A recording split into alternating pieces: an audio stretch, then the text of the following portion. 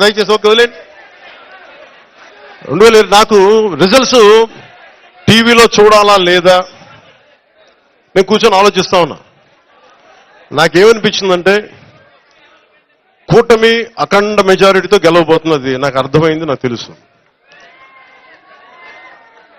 నేనన్నా నేను ఏమి టీవీ చూడను, నేను ఒక్కనే కూర్చున్నా, ఏదో పుస్తకం చదువుకుంటా ఉన్నా.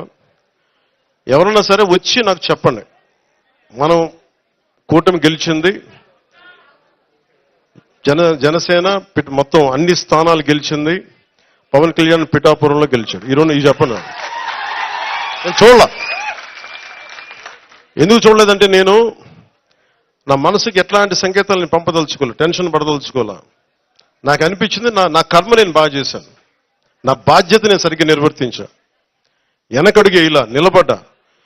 భగవంతుడు నా చేతులు ఏదిస్తే అదే అనుకున్నాను, కానీ అఖండ విజయం ఇచ్చాడు భగవంతుడు. ఇదే పిఠాపురంకి వచ్చి నేను సనాతన ధర్మాన్ని చాలా బలంగా పాటించే వ్యక్తిని, చాలా బలంగా పాటిస్తాను.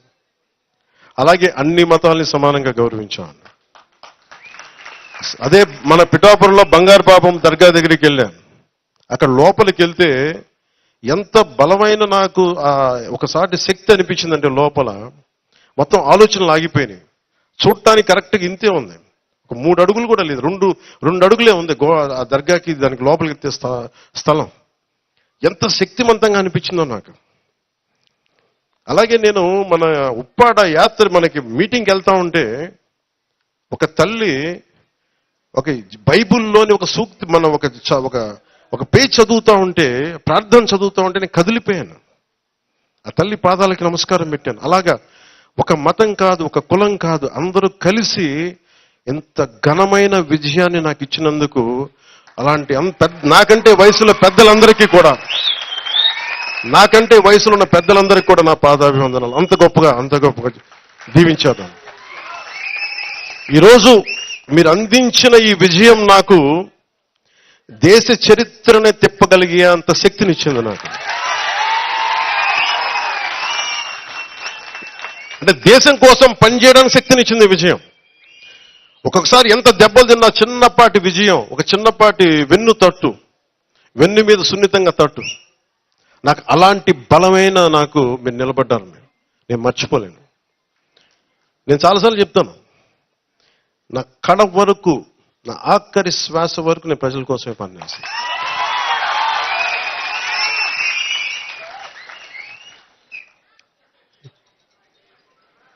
నేను అలాగే అయిపోగానే వచ్చేద్దాం అనుకున్నాను. లోపల ఉబలాటం వచ్చింది, సంతోషం వచ్చింది, చెప్పుకుందాం, పంచుకుందాం, తిరిగేద్దాం, చేతులు ఊపేద్దాం, అందరికీ మన గజమాలలో వేస్తారంటే వేయించుకుందాం అనుకున్నా. కానీ నాకు ఎలా ఉంటుందంటే, ఓకే నువ్వు వేయించుకుంటావు, నా మనసు ఇంకో మనసు ఏం చెప్తుంటుంది, నువ్వు గజమాలలో వేయించుకుంటావు, ఆ తర్వాత ఓకే తిరుగుతావు రోడ్లంతా, ఆ తర్వాత నాకు కావాల్సినది కాదు, పిఠాపురం ప్రజలకి అసలు నువ్వు ఏం పని చేసి పెడతావు చెప్పు నాకు. విజయం వచ్చాక అందరూ ఎగురుతారు, అందరూ దండలేస్తారు. నీకు ఎంత ఘనమైన విజయం ఇచ్చినందుకు ప్రజలు, నువ్వు ప్రజలకి అంత ఘనంగా నువ్వేం పనులు చేసి పెడతావు నాకు చెప్పు. నేను కూర్చున్నా, నాకు వచ్చి చేతులు ఊపి కృతజ్ఞతలు చెప్పడం సరిపోలా, ఒళ్ళోంచి ఒక కూలీలా పని చేయడానికి సిద్ధపడిపోయాను. అందుకే నాకేమనిపించిందంటే, పొద్దున పెన్షన్ సభలో కూడా చెప్పా, ఒక నిమిషం స్లో, తర్వాత ప్లీజ్ దయచేసి ఒక నిమిషం. ఇప్పుడు స్లోగన్స్ అయిపోయినాయి, ఇప్పుడు మనం పని చేయాలి. స్లోగన్స్ ఇక్కడ దాకా తీసుకొచ్చారు కదా, పని చేద్దాం. ఇదేంటంటే నేను ఒకటే కోరుకున్నా, నాకు పని చేయాలి ఇక్కడ. నేను పిఠాపురాన్ని అంతకుముందు ఎవ్వరూ అభివృద్ధి చేయనంత విధంగా భారతదేశంలో పిఠాపురం అనే ఒక నియోజకవర్గం దీనికి ఒక అంతర్జాతీయ గుర్తింపు తీసుకొచ్చిన రోజున అప్పుడు ఊరేగుతాం. అప్పుడు నియోజకవర్గం అంటే పిఠాపురంలా ఉండాలి.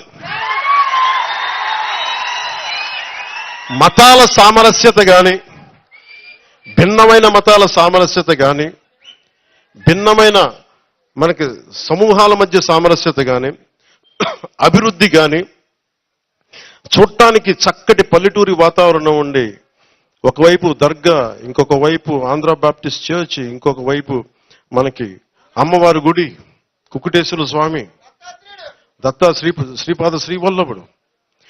ఇది టూరిజం సర్క్యూట్ చేయాలి. ఇవి ఒకవైపు టూరిజం డెవలప్మెంట్ జరగాలి. యువతకి ఉపాధి అవకాశాలు, చాయిస్ కావాలి. ఒక ఉద్యోగం సరిపోదు, 2-3 ఉద్యోగాలు ఏ ఉద్యోగం ఎత్తుక్కోవాలి అంటే